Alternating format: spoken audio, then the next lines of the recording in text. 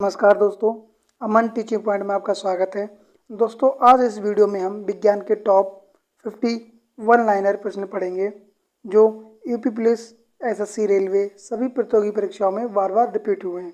दोस्तों, इस वीडियो में मैंने सभी क्वेश्चन सेलेक्टेड लिए गए जो कि बार बार प्रतियोगी परीक्षाओं में पूछे गए हैं। दोस्तों, देरी ना करते हुए चलते हैं हमने पहले प्रश्न पर। क्वेश्चन नंबर एक हमारा सहसंयोजी आबंध किसके कारण बनता है। क्वेश्चन नंबर एक हमारा सहसंयोजी आबंध किसके कारण बनता है। इसका आंसर होगा इलेक्ट्रॉनों के अंश के विभाजन से। संयोजी आबंध बनता है, इलेक्ट्रॉनों के अंश विभाजन से क्या बनता है, सहसंयोजी आबंध बनता है। क्वेश्चन नंबर हमारा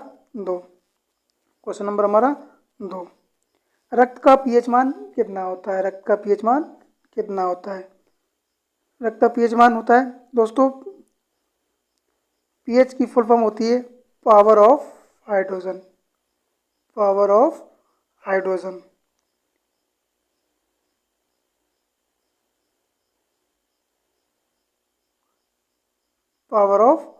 किसकी फुल फॉर्म होती है, पीएच की फुल फॉर्म होती है। दोस्तों, पीएच की खोज सोरेनसन ने 1909 ईस्वी में की थी, ये आपको अच्छे से याद रखना है। तो रक्त का पीएच मान कितना होगा, 7.4 होगा, 7.4 होगा। क्वेश्चन नंबर हमारा 3, जल किसका संयोजन है। इसका आंसर होगा ऑक्साइड और H2 का। किसका होगा, ऑक्साइड और H2 का। जल किसका संयोजन है, ऑक्साइड और H2 का। तुम्हारा जल का फॉर्मूला क्या बनेगा जाके, H2O। किसका, जल एक कंपाउंड है, यौगिक है। जल क्या है, एक कंपाउंड है, यौगिक है, जिसका फॉर्मूला क्या होता है, H2O। क्वेश्चन नंबर हमारा 4, निम्न जीवाश्म ईंधनों यथा कोयला, पेट्रोल, प्राकृतिक गैस, डीजल में से कौन सूक्ष्म ईंधन है, बताएंगे। इसका आंसर क्या होगा, प्राकृतिक गैस। क्या होगा, प्राकृतिक गैस। क्वेश्चन नंबर हमारा 5, आधुनिक आवर्त सारणी के 5वें आवर्त में कितने तत्व होते हैं।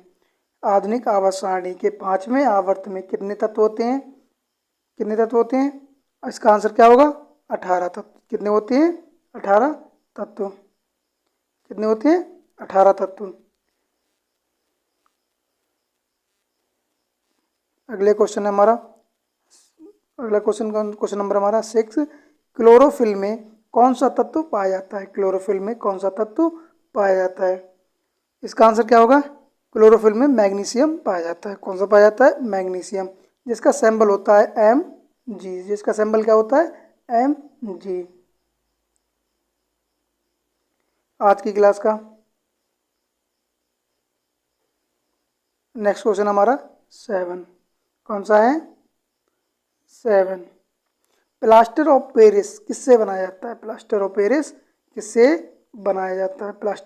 किससे बनाया जाता है। इसका आंसर क्या होगा, ऑप्शन क्या होगा हमारा आंसर, जिप्सम से। कितना, जिप्सम से। तो इसका फॉर्मूला क्या होगा, CaSO4 इंटू हाफ H2O। क्या होगा, half H2O। Plaster of Paris किससे बनाया जाता है, जिप्सम से। तो इसका फॉर्मूला क्या होगा, प्लास्टर ऑफ पेरिस का फॉर्मूला क्या होता है, CaSO4 इंटू 1/2H2O। इसका प्लास्टर ऑफ पेरिस का फॉर्मूला होगा। क्वेश्चन नंबर हमारा 8, सर्वप्रथम मानव ने किस धातु का प्रयोग किया था। तो इसका आंसर क्या होगा, तावा। सर्वप्रथम मानव ने तावा धातु का उपयोग किया था।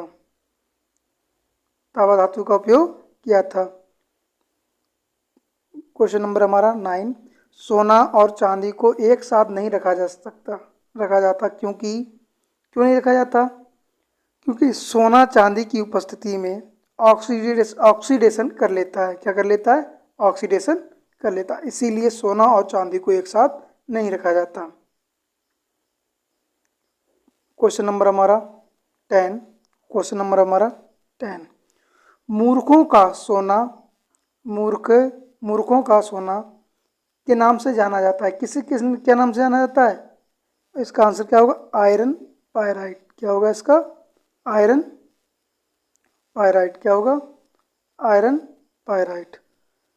मूर्खों का सोना किसे कहते हैं? आयरन पायराइट को। किसे कहते हैं? आयरन पायराइट को। ये आपको अच्छी तरह से याद रखना है। आज की क्लास का हमारा अगला क्वेश्चन है, हमारा कौन सा है? Question number 11। पटाखे को जलाने पर हरा धुआं किस क्लोराइड लवण के कारण दिखाई देता है? किस क्लोराइड लवण के कारण दिखाई देता है? तो इसका आंसर हमारा क्या होगा? बेरियम का। बेरियम। किसके? बेरियम के कारण। किसके कारण? बेरियम के कारण पटाखे जलाने पर हरा धुआं दिखाई देता है। किसके कारण दिखाई देता है? बेरियम के कारण। चलते हैं दोस्तों हम अपने अगले क्वेश्चन की तरफ। क्वेश्चन नंबर हमारा 12। क्वेश्चन नंबर हमारा 12। कौन सा क्वेश्चन नंबर हमारा? 12। पीतल एक मिश्र धातु है जिसके अवयव हैं। जिसके अवयव हैं। पीतल किसकी मिश्र धातु है? किससे मिलकर बना है? किससे मिलकर बना है? तो किससे मिलकर बना है? इसका आंसर क्या होगा? तांबा और जस्ता। किससे मिलकर बना है? तांबा और जस्ता। किससे? कॉपर और जेडन। किससे? कॉपर और जस्ता। क्वेश्चन नंबर हमारा 13। क्वेश्चन नंबर हमारा 13। कौन सा तत्व सबसे पहले कृत्रिम रूप से उत्पादित किया गया था? कौन सा तत्व सबसे पहले कृत्रिम रूप से उत्पादित किया गया था? कृत्रिम रूप से किसे उत्पादित किया गया था? इसका आंसर क्या होगा? प्लूटोनियम। क्या नाम होगा? क्या होगा? प्लूटोनियम। क्वेश्चन नंबर हमारा 14। क्वेश्चन नंबर हमारा 14। भारी पानी का रासायनिक संगठन क्या होता है? भारी पानी का रासायनिक संगठन क्या होता है? क्या होता है? इसका आंसर क्या होगा? D2O। क्या होता है? D2O। क्या होता है? D2O। Deuterium oxide. Deuterium oxide.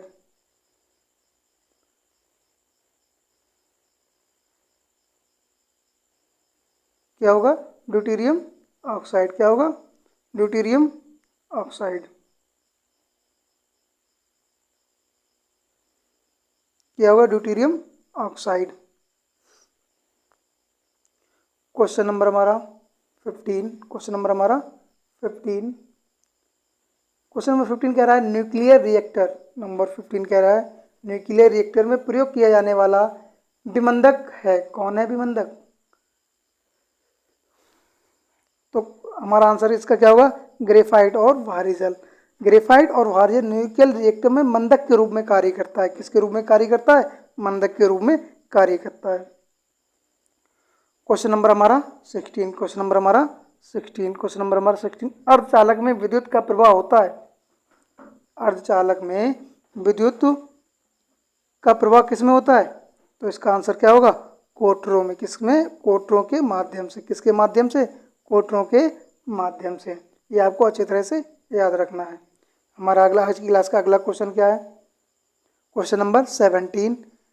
अतिशीतित द्रव्य या सुपर कोल्ड लिक्विड किसे कहा जाता है? अतिशीतित द्रव्य या सुपर कोल्ड लिक्विड किसे कहा जाता है? किसे कहा जाता है? कांच को। किसे कहा जाता है? कांच को। ये आपको अच्छी तरह से। कांच का फॉर्मूला क्या होता है? Pb। क्या होता है? Pb। जिसे हम बोलते हैं लेड। क्या बोलते हैं इसे हम? लेड। तो हमारी आज की क्लास के अगले क्वेश्चन की तरफ चलते हैं। क्वेश्चन नंबर हमारा 18। क्वेश्चन नंबर हमारा 18। क्वेश्चन नंबर हमारा क्या है? 18। प्रयोगशाला में संश्लेषित किया गया पहला कार्बनिक यौगिक था। कौन सा था पहला कार्बनिक यौगिक जो वैज्ञानिकों द्वारा प्रयोगशाला में तैयार किया गया था? कौन सा था? क्या? यूरिया। तो इसका आंसर क्या होगा? यूरिया। दोस्तों यूरिया का फॉर्मूला होता है NH2 CO NH2। क्या होता है? CO NH2। क्या होता है? NH2 CO NH2। किसका फॉर्मूला होता है? यूरिया का फॉर्मूला होता है। ये आपको अच्छी तरह से याद रखना है। दोस्तों चलते हैं आज की क्लास के अगले क्वेश्चन पर। क्वेश्चन नंबर हमारा कौन सा है? 19। कौन सा है? Question number 19। वनस्पति शास्त्र का जनक किसे कहा जाता है? किसे कहा जाता है? तो इसका आंसर क्या होगा? थियोफ्रेस्टस। क्या होगा? थियोफ्रेस्टस। तो इसका आंसर क्या होगा? थियोफ्रेस्टस। थियोफ्रेस्टस, ये आपको अच्छी तरह से याद रखना है। वनस्पति शास्त्र का जनक किसे कहा जाता है? थियोफ्रेस्टस को कहा जाता है। ये आपको अच्छी तरह से याद रखना है। आज की क्लास के अगले क्वेश्चन की तरफ चलते हैं। क्वेश्चन नंबर हमारा 20। क्वेश्चन नंबर हमारा 20। वृक्ष संवर्धन किसका अध्ययन है? वृक्ष संवर्धन किसका अध्ययन है? इसका आंसर क्या होगा? वृक्षों एवं वनस्पति की खेती। किसका है? वृक्षों एवं वनस्पति की खेती का अध्ययन है। तो आज की क्लास के अगले क्वेश्चन की तरफ चलते हैं। क्वेश्चन नंबर हमारा 21। क्वेश्चन नंबर हमारा कौन सा है? 21। जीवाणु की खोज किसने की? जीवाणु की खोज किसने की? जीवाणु की खोज किसने की थी? तो इसका आंसर क्या होगा? लेवेनहुक। किसने?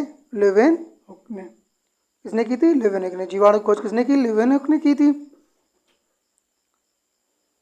हमारा आज की क्लास का अगला क्वेश्चन है 22। आज की क्लास का हमारा कौन सा क्वेश्चन है? 22।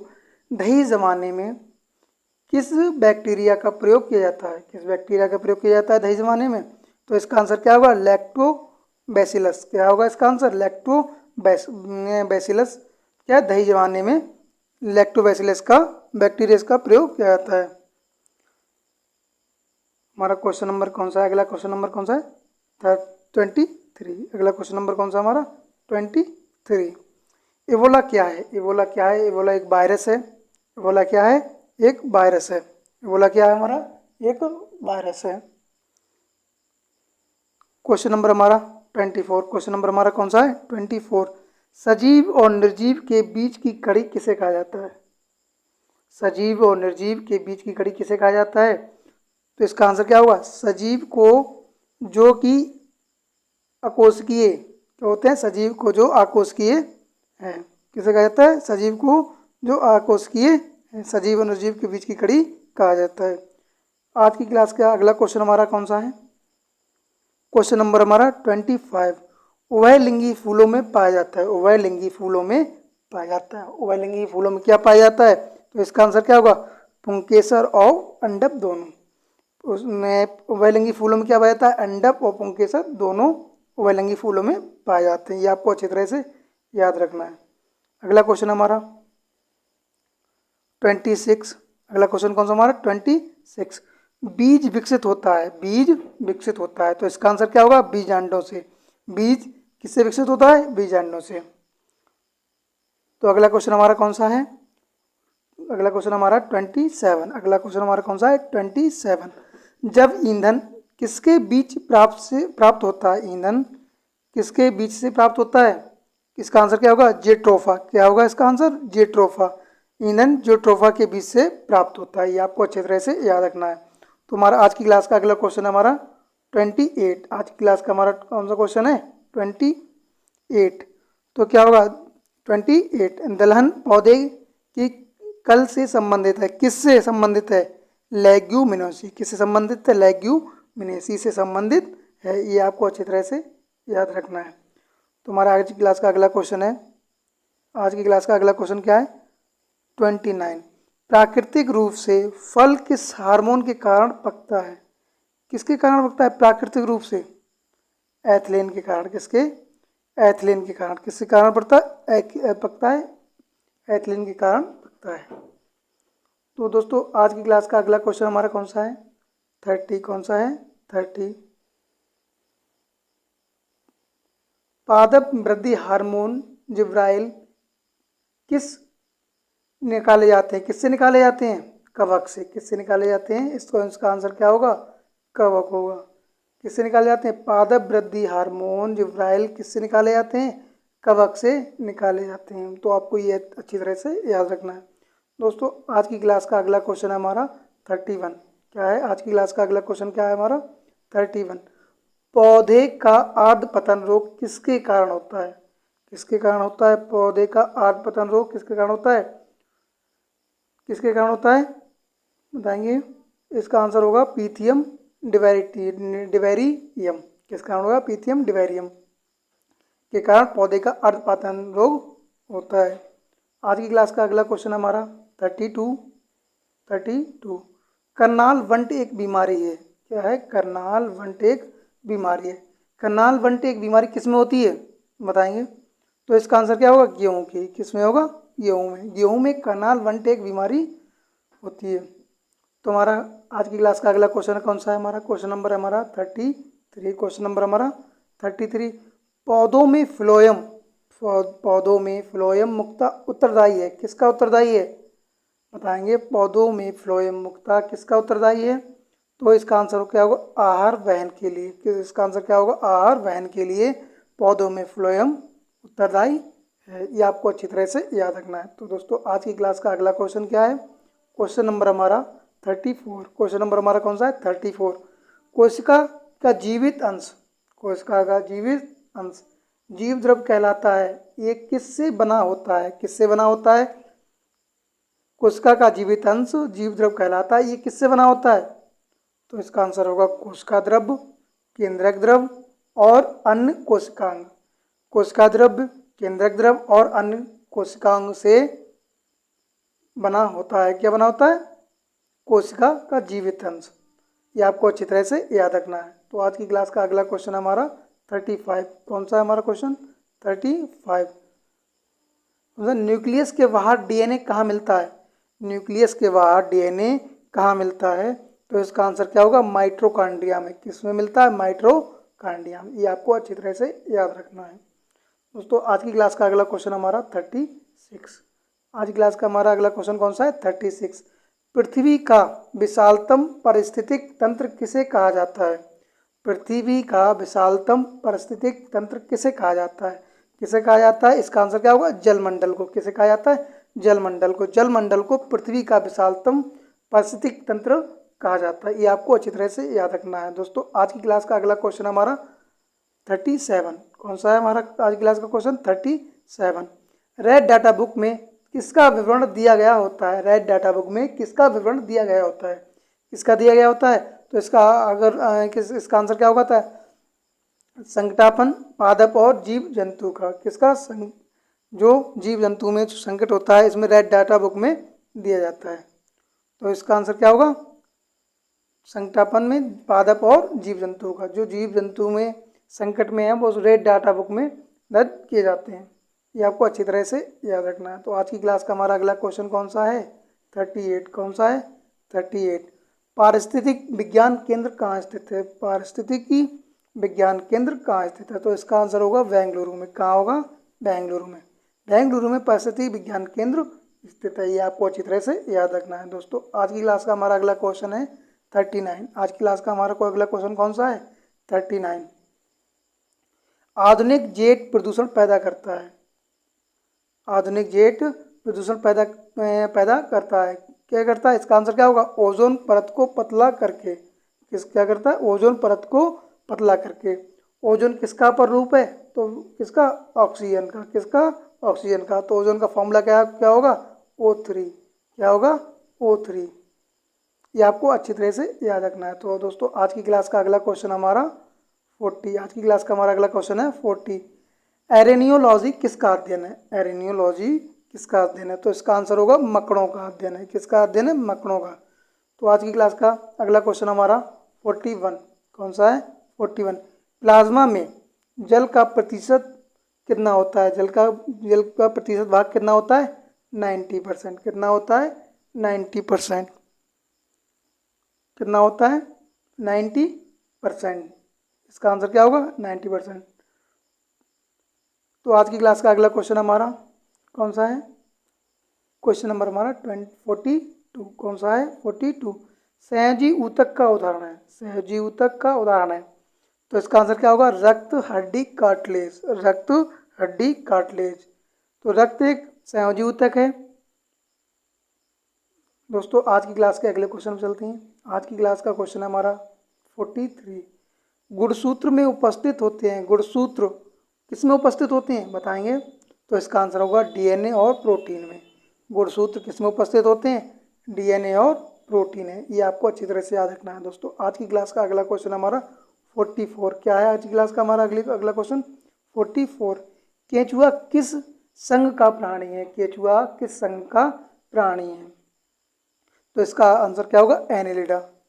इसका आंसर क्या होगा? एनेलिडा। केंचुआ एनेलिडा संघ का प्राणी है।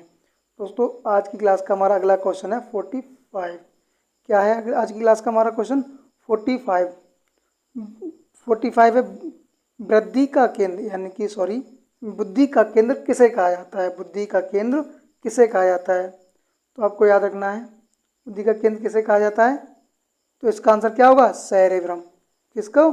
सेरेब्रम को बुद्धि का केंद्र कहा जाता है। ये आपको अच्छी तरह से याद रखना है। दोस्तों आज की क्लास का हमारा अगला क्वेश्चन कौन सा है? 46। कौन सा है आज की क्लास का हमारा अगला क्वेश्चन? 46। स्तनधारी में यूरिया कहाँ बनता है? स्तनधारी में यूरिया कहाँ बनता है? कहाँ बनता है? किडनी में। कहाँ बनता है? किडनी में। दोस्तों आज की क्लास का हमारा अगला क्वेश्चन क्या है? क्वेश्चन नंबर हमारा 47। क्वेश्चन नंबर हमारा 47, किस ग्रंथि में नाली नहीं पाया जाता? किस ग्रंथि में नाली नहीं पाया जाता? इसका आंसर क्या होगा? अंतःस्रावी ग्रंथि।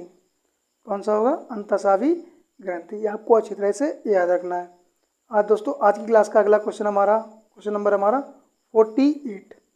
कौन सा है? 48। मानव हृदय में कितने कक्ष होते हैं? मानव हृदय में कितने कक्ष होते हैं? दोस्तों मानव हृदय में 4 कक्ष होते हैं। दायां आलिंद, दायां निलय, वायां आलिंद, वायां निलय। तो मानव हृदय में कितने कक्ष होते हैं? 4 होते हैं। कौन कौन से होते हैं? दायां आलिंद, दायां निलय, वायां आलिंद, वायां निलय। ये आपको अच्छी तरह से याद रखना है। दोस्तों आज की क्लास का हमारा अगला क्वेश्चन कौन सा है? क्वेश्चन नंबर हमारा 49। क्वेश्चन नंबर हमारा कौन सा है? 49। भारत में पंचायती राज का जनक किसे कहा जाता है? भारत में पंचायती राज का जनक किसे कहा जाता है? किसे कहा जाता है? इसका आंसर क्या होगा? बलवंत राय मेहता को। किसे कहा जाता है? बलवंत राय मेहता को पंचायती राज का जनक कहा जाता है। ये आपको अच्छे तरह से याद रखना है। दोस्तों आज की क्लास का हमारा लास्ट क्वेश्चन कौन सा है? आज की क्लास का हमारा लास्ट क्वेश्चन है, फॉरेस्टर्स ऑफ डेंसिटी पुस्तक के लेखक कौन है? फॉरेस्टर्स ऑफ डेंसिटी पुस्तक के लेखक कौन है? कौन है दोस्तों? इसका आंसर क्या होगा? मनोज। क्या होगा?